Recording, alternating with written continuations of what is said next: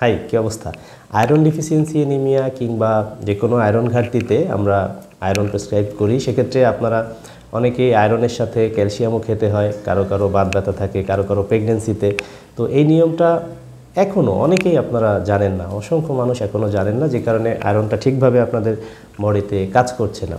তো সেটা হচ্ছে আয়রন আর ক্যালসিয়াম দুটো একসাথে খাওয়া যাবে না। যদি আপনাদের দুটোই খেতে হয় প্রয়োজনে, সেক্ষেত্রে 1 ঘন্টা 2 ঘন্টা আগে পরে, অথবা যে বেলায় আয়রন খাবেন সে বেলায় ক্যালসিয়াম খাবেন না। এক বেলায় আয়রন, অন্য বেলায় ক্যালসিয়াম, এভাবে খাবেন। আর অবশ্যই যারা আয়রন খাচ্ছেন নিয়মিত, তারা আয়রনের সাথে বিভিন্ন ভিটামিন সি জাতীয় খাবার বেশি বেশি খাবেন। তো ভিটামিন সি খাবেন, এবং অনেকের আয়রন খেলে অ্যাসিডিটি বাড়তে পারে, সেক্ষেত্রে সাথে পিপিআই বা অ্যান্টাসিড এসব গ্রহণ করবেন। এবং অবশ্যই কখনোই আয়রন ক্যালসিয়াম এই দুটো একসাথে গ্রহণ করবেন না, সেক্ষেত্রে কিন্তু আপনি প্রপার এফিকেসি পাবেন না, বরং হিতের বিপরীত হতে পারে। ধন্যবাদ সবাইকে, বেঁচে থাকলে দেখা হবে। Bye bye.